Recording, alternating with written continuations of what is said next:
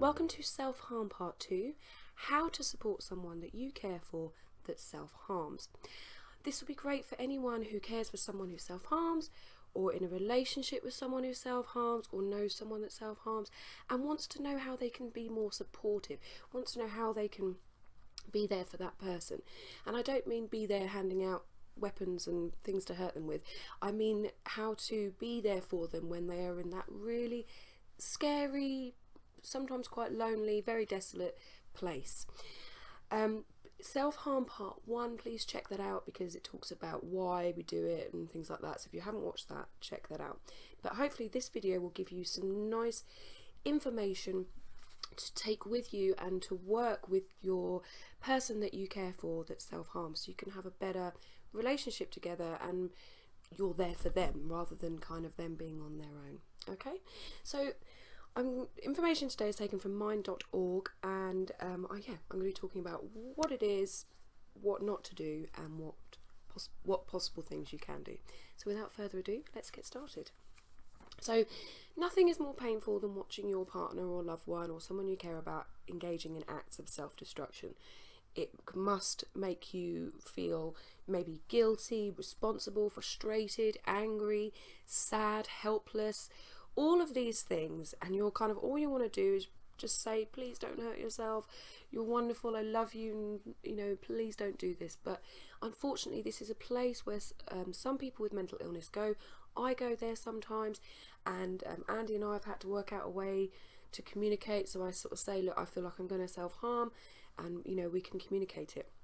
So realizing your own limits here as well. So because I'm aiming this specifically for carers or loved ones of someone who self-harms, I'm saying to you here, guys, it's not your fault, it is not your responsibility, and you've got to be aware of your own limitations. You're not your partner's therapist, but you also, you know, you're not in control of it, and all of these kind of things. So don't argue with them, don't reason with them, and especially if they're actually about to engage in it or they are engaging in the act, they're not going to be receptive to logic or rational thinking. So if you're going in there and sort of saying, hey, don't do this, da, da, da, da, which is probably what you want to do, right? I totally understand that. But if you go in there, guns blazing, rah, rah, rah, rah, then they are going to distance themselves from you. They're going to not trust you, and they're probably not going to come to you again. So we don't want that, guys. We want to, you know, create a little team here, whether it be 3 of you, 2 of you, you and the person that self-harms, and maybe another, whatever, however it works for you.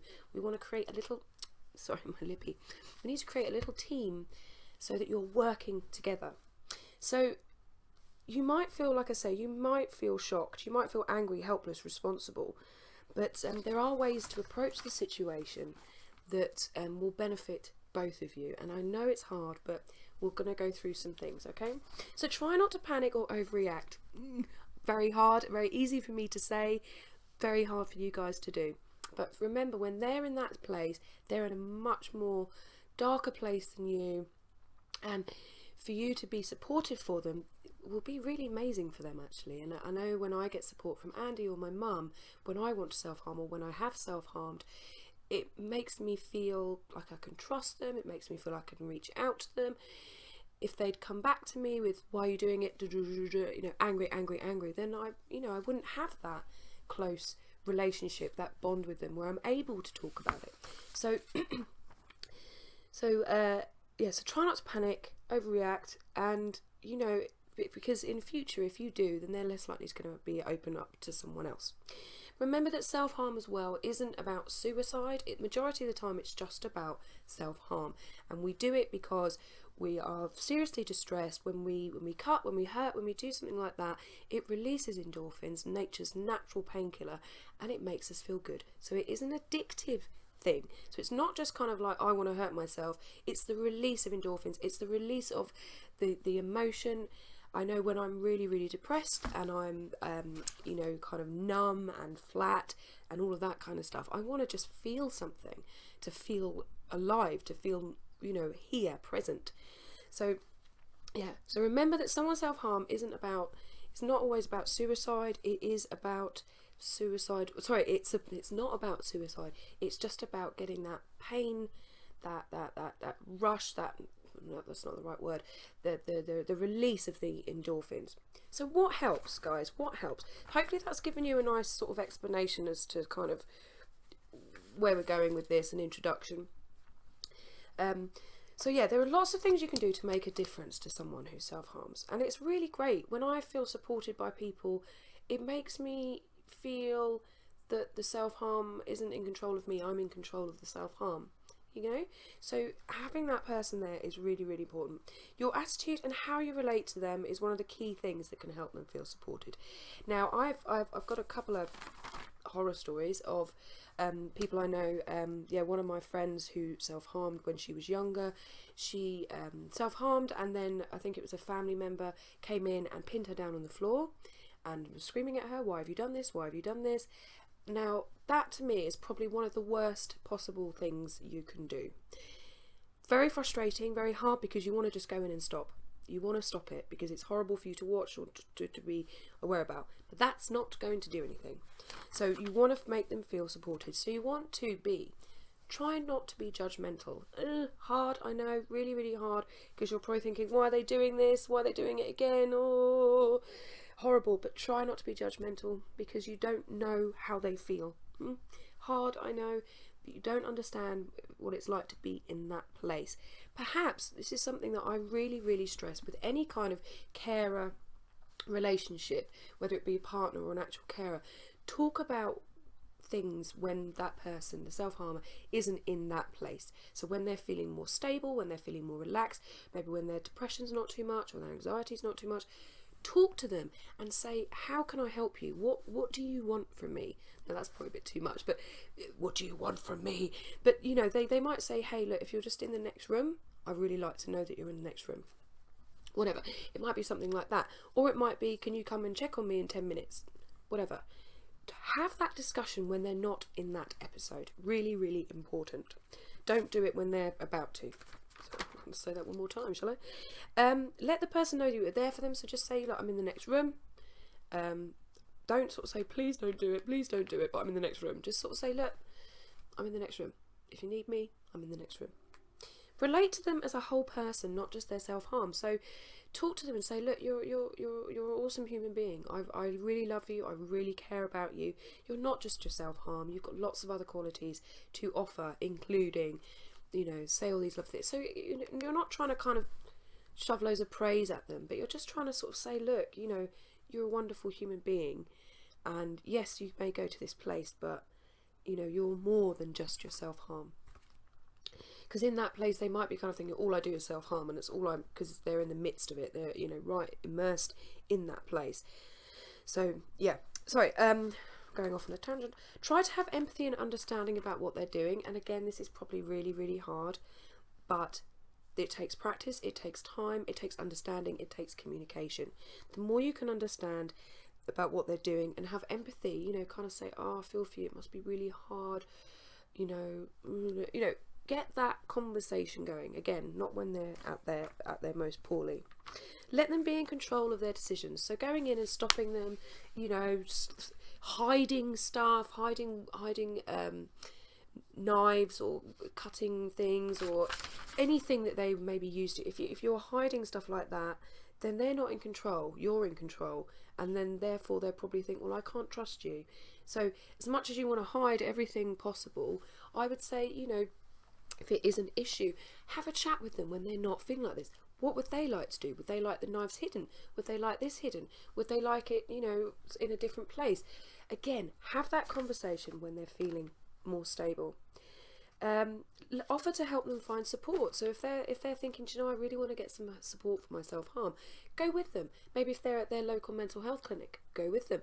Maybe if you want to get a referral, go to the GP with them and say, you know, this is what's happening. Like I say, if you're working in it as a team, then you're going to be so much stronger, and the person who self-harms is going to feel so much trust and love and respect for you that it's just, yeah, it's brilliant for both of you. Remind them of their positive qualities and things they do well. Again, you're trying to detract from the self-harm, because they are not all about their self-harm. They have other qualities. And try to have honest communication where you take responsibilities for any fears you have. So again, having that conversation when they're not in that episode and say, look, when you self-harm, it makes me feel like this. Again, you're not having a go at them, you're not trying to turn it around, but they have to understand that you're going through this as well.